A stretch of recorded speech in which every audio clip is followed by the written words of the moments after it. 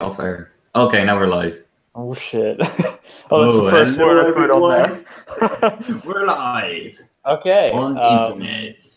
So, hi everybody. Hello, everybody. I don't know, like, how can you see if anybody's watching? Maybe I Yeah, can it put it says on. views in the bottom right, and it's basically Okay. just 0 at the moment. Yeah, that's okay. We have no Okay, I can see. subscribers. Okay, I just searched for the One Good Road on YouTube, and I can see my face, so that's good. Okay, We're I've got an live. idea. I'll share out the link onto, I don't know, maybe Facebook or I'll do something. it too. Yeah. Why not? Why not? I will post it. Oh crap, I'm on my mother's account. Shit. How should I do this? I know what I'll do. My internet has gone way down. Very slow now. Me too. It's so yeah. Oh shit! I hope it doesn't crash. I'm live. If you can send it faster, that'd be better. Because mine's just taking forever. Oh wait, I've gotten to the post box. Oh yeah. Right now. Okay, I've called it the Untitled Podcast. I don't know if that's good or not, but it's too late now. The Untitled Podcast. Yeah, we'll do that later. I think when we stop the recording, it will automatically upload to your YouTube. I think. Yeah, and well, if you can send that video to me, then I can put it on my YouTube as well. Yeah, sure thing. Perfect. No worries. Be good. All right, so I have just put it on Facebook.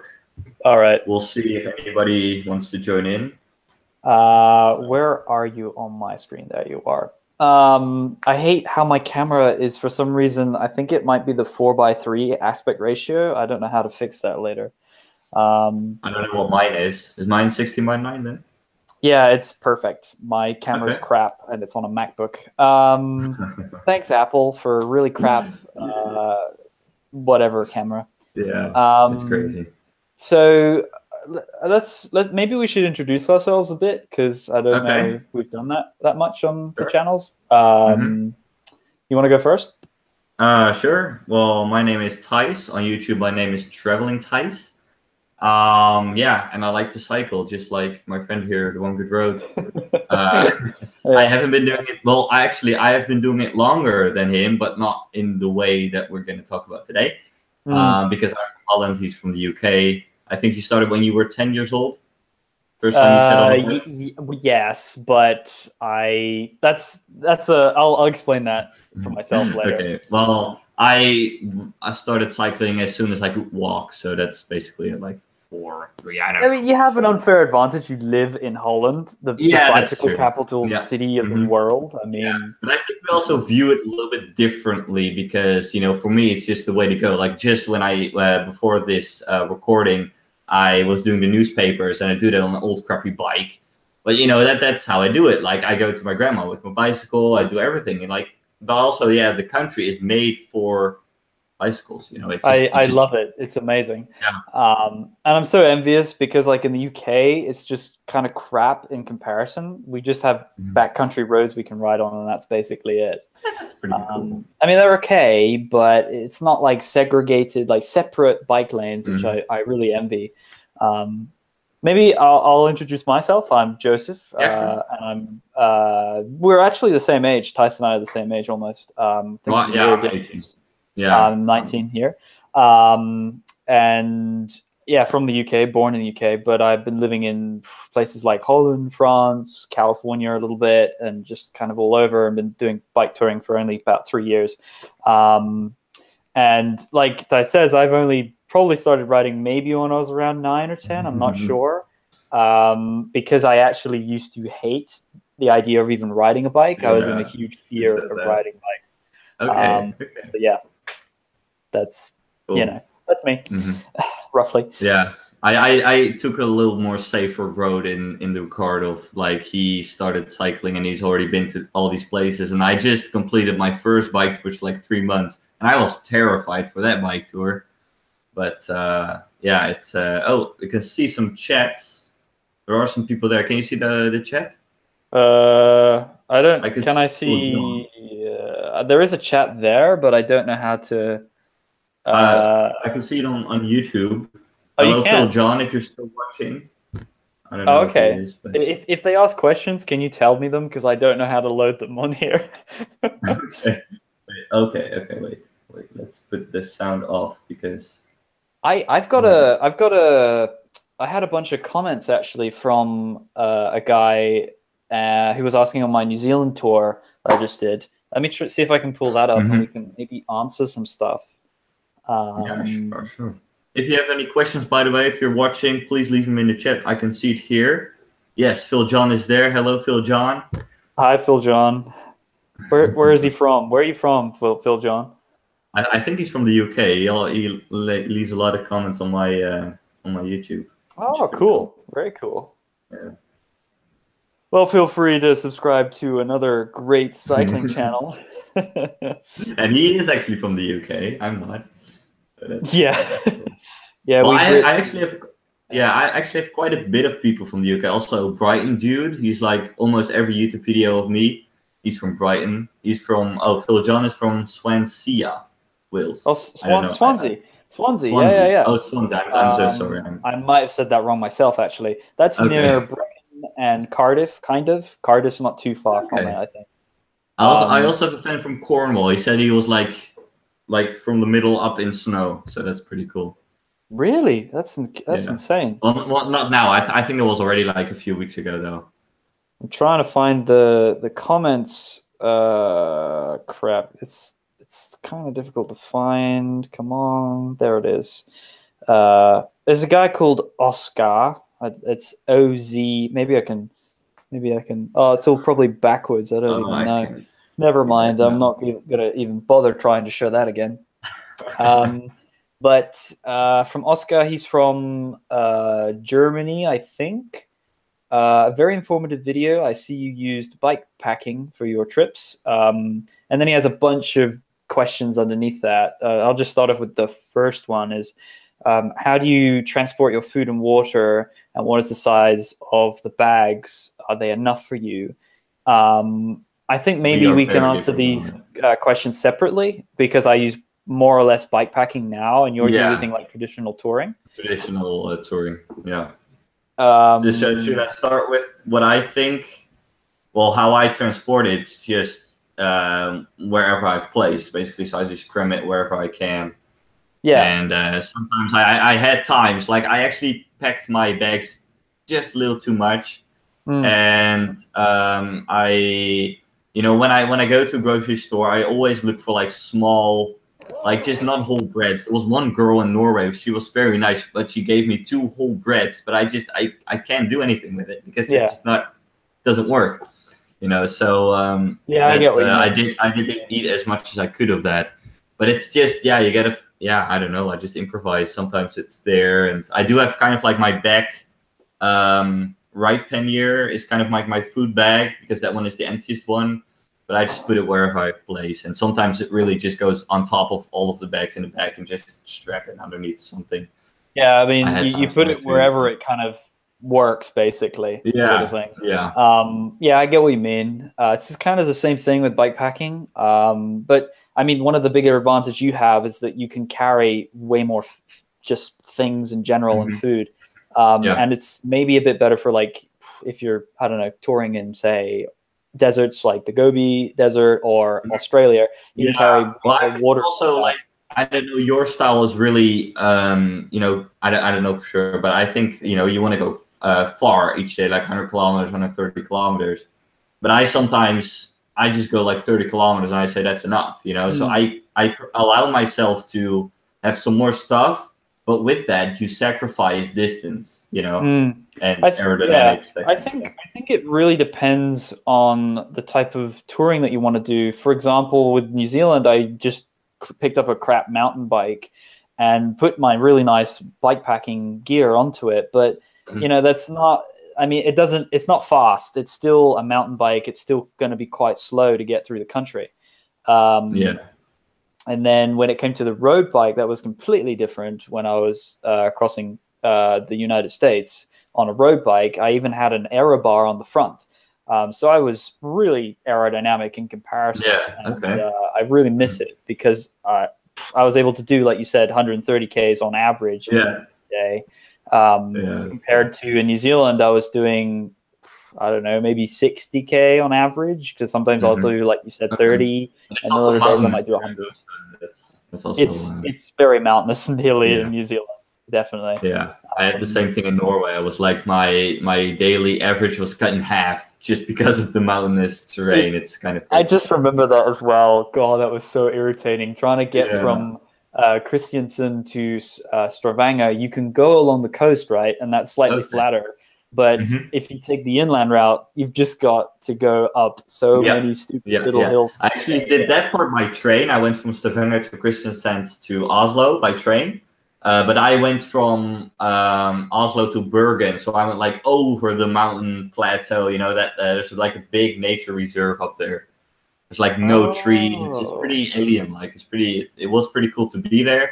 But I had a headwind pretty much the whole way. And just the uphill was just crazy. So, I mean, you also went in winter, which is a bit crazy in general.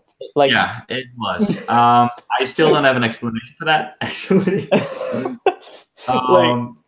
Go in summer maybe, and then the sun will be up all day. I thought that I will be fine. It will be nice. It will be warm somehow. I don't know what. I thought that climate change was going rapid fire right now. And here you are in Holland having to put up with the Russian whatever it's called. Man, I got like my radiator is on full max. Well, I've got an old one, so there's like a knob that I can turn. But even though I turn it the slightest bit, it's already going really warm. So I think I'm going to put it off in just a bit. But yeah, it's -6 here, and it feels that feeling temperatures like -18 yesterday. So that's in March. So we have another list of the questions on here. Did you miss anything in terms of? I think an item is one of the questions that he has. Not really off the top of my head. Maybe in general, what I think is that I wish I could afford the better stuff. That's always what came to mind. Like it's like, oh, I wish I had a tent which was lighter and had less poles in it or something, or I wish I had less of something. That I was always looking for. How can I have less of this? That's what I was always looking for, because with bikepacking, you're just generally trying to minimize the hell out of it, you know? Yeah. Well, maybe you were in that less and less kind of spiral. I was in the more and more kind of spiral, because I had a one-man tent, but I had so much stuff that it just felt cramped, and I was like, I want a bigger tent. I want a 2-person tent, you know. And that's how I was doing it. It's weird, but no, it makes sense. It makes sense. I mean, especially if you've got more space to carry stuff as well. You know, that helps a lot. Yeah. But I listened to a podcast, and they said, if you just you want to do more distance, and then you want to have, he was talking about this upward spirals, that when you have more stuff, you need a bigger tent, you need even more stuff, and it just goes up. So yeah, there funny. needs to be a balance. I wonder how I can. It's not gonna like. I'm not trying to say that my version's better, but maybe I could suggest that with the minimal version of stuff, you have less things to worry and think about, and less to carry. I mean, it always you're actually, in a way, you're gaining more by having less, sort of thing. If that makes sense, you know, you get to travel further. So this if I think about my camp stove, for example, like if I didn't have that, like in Norway, I would actually kind of recommend having, especially if you go in November, which no one does. Yes. I think when I go back, I'm actually kind of, I don't know, I'm hesitating to bring the camp stove again, because it was good, but it took a lot of time. But in Norway, of course, it's also very expensive to eat out or at a restaurant. So then, with just a pack of beans, which was still like $2 or $3, I could just, make it myself. Yeah, it's still, I know it's still expensive, but I think I shaved off quite a bit of money that I could have spent if I didn't have that camp stove. But I've heard that in Romania, like a meal for $3 is like, you get a lot at a restaurant. So I don't know if I'm gonna bring it again. because you're heading south, it's going to be completely different. Plus, what Yeah. season are you going in anyway? Well, I try to stay kind of north in summer, so I'm gonna go back in May to Latvia, and I'm kind of gonna do like a zigzag. So I start first doing a bit of Eastern Europe, maybe going to Belarus. I'm not too sure that yet, because with the visa situation there, it's kind of crazy. But then I want to go at least to Poland. There's like an East Poland bike route because the roads in Poland are pretty shit. I think you've rode there. Yeah, they're pretty bad. Yeah. Yeah. But there's like one cycling route in the east that I want to follow. They said that that's okay. Anything which is a cycle route is better. I mean. Yeah, that's why. Yeah. I'm such an advocate for that. All the way west. Let's say. I was just saying that generally I'm more of an advocate these days for people riding on bike paths or cycling routes versus riding on a highway. I used to do that. Yeah. I'll just ride on the biggest road because it was just cutting through the mountains, and I love that, but you're not safe. I mean, just generally after being in different accidents of being hit by a car and bike ran over, yada yada, it's just better to try and avoid the cars as much as you can. As much as you can. But I mean, generally with the route you're planning through Eastern Europe, I think it's going to be all right because you'll have a lot of these small roads you can take and wider tires. I mean, generally when I was going through there, I had a road bike, which had something like the 23 millimeter tires, which is super thin. I think I have 35 or something. I don't know exactly. So the wider the tire, the better, I think, these days, which is funny. I never used to say that, but now I would, because then you can get off those really big main roads. And plus, I had the exact problem that in Latvia, I had the exact problem. There was like one big road. It was already getting dark, and I was taking these back roads, but they often, you had a bit of paved road, but it wasn't really paved. It was like kind of coarse. And then there was this sign that said, "Watch out, the road is going to turn into shit right now." And that happened like, I don't know, 3 or 4 times. And I was so fed up. "Watch out, going to turn to shit. Careful." No, it's just a road that's black and then it turns white or something, just dirt. That's what I call it. Yeah, it's just. But yeah, like then I decided to go to the main road, and it was actually quite dangerous. I think I made one shot when I was at the side of the road, and you could hear the trucks coming by each and every second. I mean, if there's just like one truck that doesn't watch his head, then I'm dead, Yeah. That's to me, that's the most shocking part. I watched this really sad video about this kid around our age who got hit by a truck and died. And what happened was, generally, because someone did a whole kind of interview with the parents and the forensics about what happened to his whole body and everything. And it's just a whole shocking thing. And what happened was that he was riding on the main highway, and a truck just was driving 60 miles an hour. Didn't even bother to move slightly, because in Mississippi, actually, you're supposed to have 3 feet of space. That's the law. And I don't know what's happening with this guy, but he should be thrown in jail for what he did. I just think it's shocking that people get away with these sort of things. I mean, it's murder, effectively. Actually, here in Holland, they're trying to strict those laws. Right now, when you're driving, you cannot look at your phone anymore. Like you can get sentenced for that if they bust you. I mean, that's the thing. Like in New Zealand, I've been doing a bit of hitchhiking as well to kind of like see, obviously, what is the perspective of the driver and how are they driving. And also very interesting to be in a truck and seeing how they drive as well.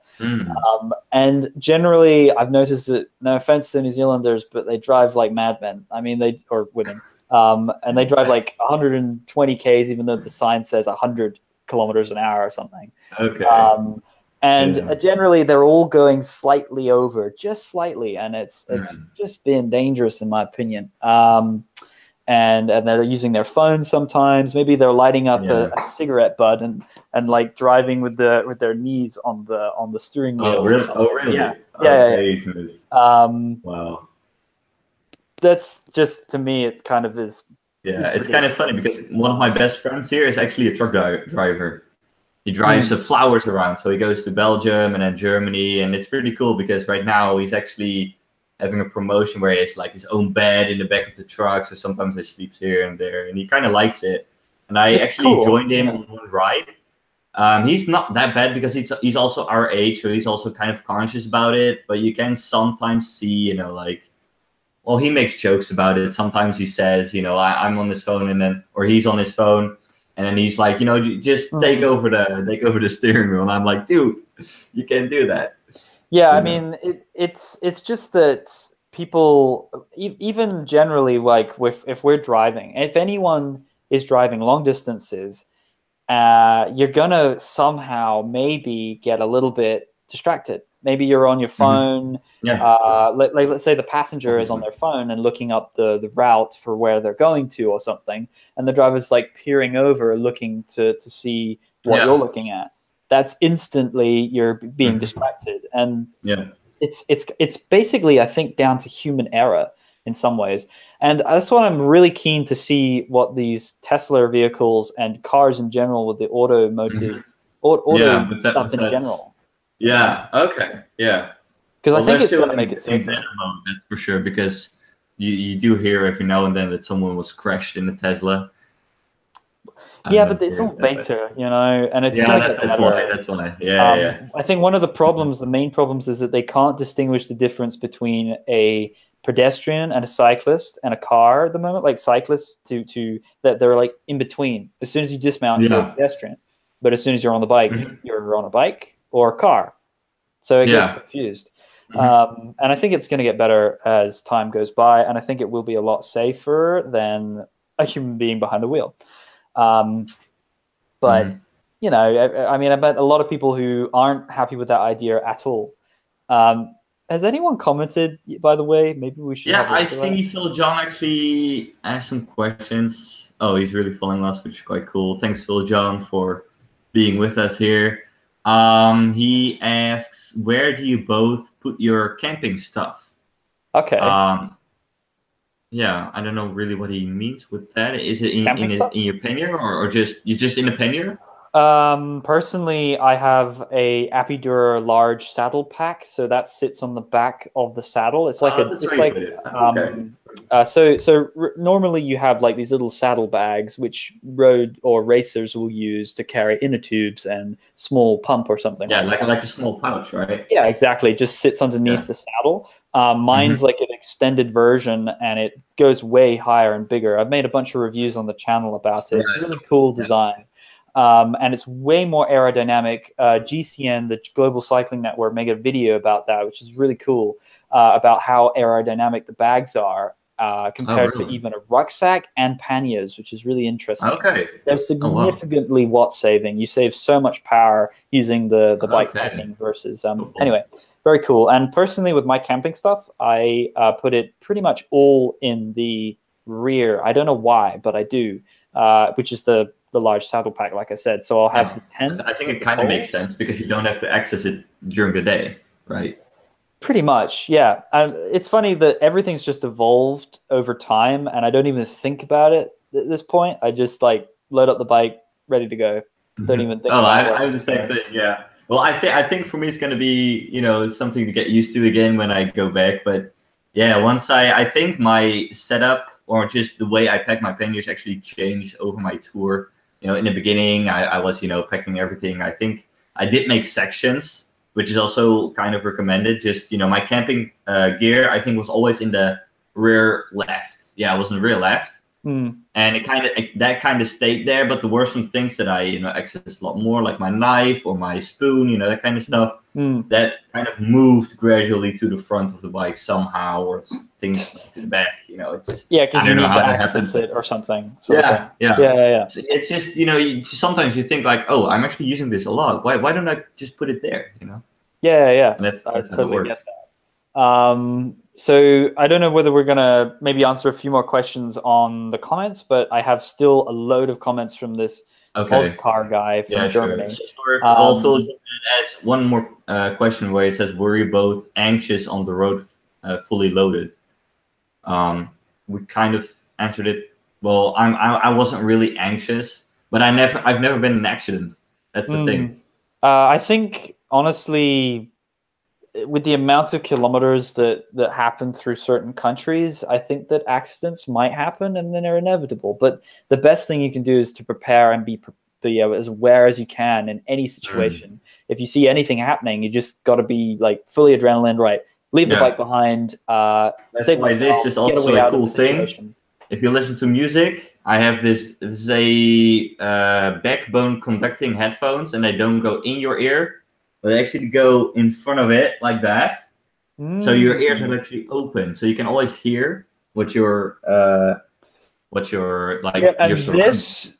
This is crazy. You should not That's ride a bike with a noise canceling no. headset. Just want to point that out. That's also noise cancelling. Yeah, Yes. that's the worst. Yeah, that's the worst. No, this is actually and the sound is actually quite good.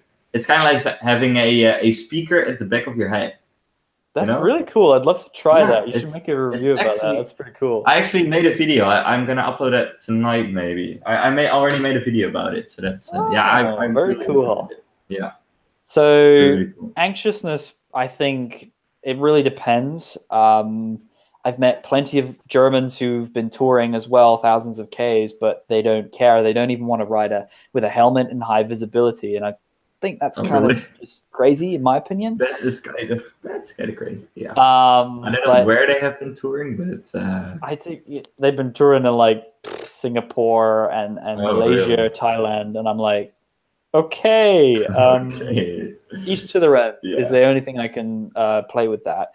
And generally, just trying to keep yourself as visible as possible and things like that will help, I think, the driver psychologically, because he's like, oh, there's a good cyclist sort of thing. And wearing a helmet is second to none. I had my dad we were touring in San Francisco, and he fell off his bike. We don't actually know why or how, what happened exactly, but he fell off and he hit the ground pretty much head first. And if he wasn't wearing a helmet, he would have cracked his skull, and I don't know what would have happened. And they had an MRI straight after when he was in the hospital, and he had a hairline fracture along the center of his forehead. So I'm pretty grateful that he was wearing a helmet. Yeah, that could have been a lot worse, that's for sure. Anxiousness, though, I would just say ride on the small roads, and it's better. I mean, it's just generally a better feeling. I think just when you feel prepared, when you wear your helmet, you have all your reflection and stuff. I think you can be more assured that you're at least you are doing the best you can to be safe. I think if you're in a country like Holland or Sweden or France, I mean, it's going to be a lot safer because people are used to bikes in Europe in general. The further east you go, the worse it gets, I think, in my opinion, like Bulgaria and so on and so forth. But especially most Western countries are pretty okay with bikes on the road because we're just used to it. In North America or anywhere in North America, they are certainly not used to it yet, and it's still really tricky to break into and to fix a lot of people's mentalities over there. But anyway, a few questions I want to shoot through on my phone. I don't know how here. long this has already been going. Well, we don't need to edit it. That's the good thing. That's the nice thing with it, right? Okay, but we'll try and maybe finish in maybe 5 minutes or something. I'm not sure. Keep it short. I think we're about half an hour in now, so I don't know when you want to go to bed. Like, it's kind of crazy. Like, he is 12 hours in front of me. Like, it's 10 a.m. right here, but it's 10 p.m. right there. So. And it is, I don't know what the date is there, but it's the 20th here. Oh, that's the same. That's the same. Okay, so once it's midnight, then it changes. So my day is about to start, or just starting, and you have already had this day, basically. Which is really weird. Anyways, so he says, do you recommend any high-end clothing like merino shorts or jackets, etc., or can I use low-end equipment? That's from Oscar, the guy from Germany.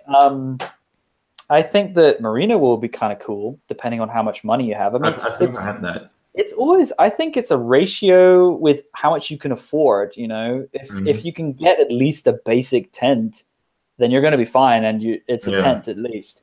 And then if you have extra, then why not spend the extra money? I think always you should spend the extra money if you can, because that quality is going to last you longer, and it's better for the touring. It's quicker to use, and it's just efficient, and it's quality. And if you can't get that stuff, that's going to be fine. You can still do generally all of the tours that you want to do and all the stuff that you want to do. We were just talking about Decathlon. I think they also have that in Germany, like the. They have it Well, all it's across pretty Europe. much. Yeah. Okay. So that's just cheap outdoor stuff, and if you just like if there are things that really you need to have good, like a good shirt or something, then spend the extra money on it. But if you have stuff that you don't really regard as that important, then you can save some bucks on it, I think. Yeah, I would agree. Decathlon's perfect actually for that example. Definitely. I made reviews on my channel about the B-Twin bike from Decathlon, and it's just a solid, good bike for the price. I think it's only like 300 euros at the moment, and Wow. it's insane. But and it's a good road bike. But it's not brilliant, but it's okay, which is really weird. Another one of these questions are how was the low gear good enough for the mountain biking that I did on the South Island? Well, we'll kind of play with that question further than the South Island, of course. I'm planning to buy a gravel bike, and I'm not sure if the lowest gear will be enough. Most bikes I have are a maximum of 34 to 42. He's referring, I think, to the front ring having 34 to 42 teeth on the rings. I'd say that's generally fine. The mountain biking that I had, the mountain bike in general, the low, was the gear low enough, or is he explaining the bike itself? The bike itself was fine. You can still tour on a really crap bike. It's just generally going to maybe last a lot less longer, as that's what I found. Yeah. Everything wore out faster. And then in terms of gears, I would seriously recommend, and if you're in New Zealand, to have low gears so that you can climb some of these pretty steep climbs. They're up to 25 and 30% sometimes off road. Oh, 25. Okay, that's quite a lot. Yeah. Yeah, New Zealand has the quote unquote the steepest road in the world in a place called Dunedin, I think, and it's up to 30%, 35%. Wow, that's crazy. But like you've been in Norway and in San Francisco, California. I'm not really good with how many gears. I think mine at the back, the biggest ring has like 36 teeth. Something. I think. Yeah, something like that. I had I think 2 occasions where I had to walk my bike. So these gears are made for touring, so they're low. You spend maybe a little extra money for that. Actually, on my recumbent bike, I didn't have that. I had like the ring on my recumbent bike was like twice as small, so I wouldn't have made those mountains at all. Yeah. But yeah, I think I had 2 occasions where it was like that steep, and it was a course, and it was like a dirt road going to a shelter. I think I had a photo on my Instagram where my bike was flat on the ground. Have you seen that one? You commented on yes, that one. I have seen that one. Yeah. That was I think one of the 2 times where I can't remember the other one though. That was like also like maybe 30% up, and it was dirt, so it was just no go. And also like pushing the bike to it was like impossible, so I had to lay down and carry all my bags to like the shelter that was like 200 meters further. But yeah, I never really had to walk or stop. I think I never really had that. I think it really depends on the whole scenario and situation of what's going on. Is it raining and you can't even get traction on the wheel while you're on a sandy dirt road, and it's pretty steep or something, or maybe it's very icy and you really shouldn't be riding. It really depends on how much gear you have with you. Yeah, the weight that you're carrying up those hills. I noticed that when I was in Sweden riding with this guy from Germany, there are so many German cyclists, it's unbelievable, but power to you. But he had way more gear than me. He had basically the same setup as you. I actually used his if you notice, I have this video on my channel where it's called like top 5 apps for bicycle touring or something, and the photo is that guy's bike, if anyone's interested. Oh, really? I don't know, I haven't seen it, but I'll look at it in a second. But yeah, it's standard touring setup, and he's carrying way more weight than me. I think he was carrying at least 30 kilos or something, and I was only carrying about like, I don't know, 10 kilos or something like that. I think I was carrying 40, but yeah, that's a little overkill. That is very overkill time. Oh my god, you really need to minimize the hell out of your setup. I know, I know. I already I had a solar panel with like 1.5 kilos, didn't work. My laptop is like, I don't know, like 2 kilos, but it's pretty much dead. So I'm gonna replace that one with a much lighter one too. Yeah, it's but hey, it's sometimes you gotta learn from your mistakes. Yeah, I know. That's what comes with any journey. I mean, that's what a journey is. I think is just going It's the through journey all of these life. experiences. But how I have about some this? questions here though. Oh, okay, okay. Yeah. Do you want to? Yeah. There's a new room Rex. Hi guys, nice to see a bit of collaboration. What is each of your favorite pieces of kit? Ooh, that's a nice one. Kit. Does he mean? Do you mean generally, like clothes, or do you mean gear, I think just stove? anything. I think Anything. the most useful thing that you wouldn't go without on a bike tour. I think. Oh, okay. I would have to say my phone, to be entirely honest. I've used it for the beginning of my tour, and to this day, I'm still using my phone. If I go for a road, just like general road cycling or mountain bike where I'm not carrying any gear and it's just cycling, I will still take my phone always because it just has, I have the tracking on here. I've got my maps. I can contact people. It's the list is endless what you can do with this thing. It's like a Swiss Army knife, but technology-wise. Yeah, it's like the Swiss Army knife nowadays, basically. I think I first wanted to say my camera, but what you said there was actually way better. Yeah, because my camera can only capture something, but your phone also has a camera, all this stuff. Yeah, I would agree. And you like mine has GPS, it has offline maps, so you won't get lost. Exactly. Basically. So I would say I think definitely, but there are people that go without a phone. Like I don't know paper how. maps and everything. Yeah, paper maps probably. Yeah.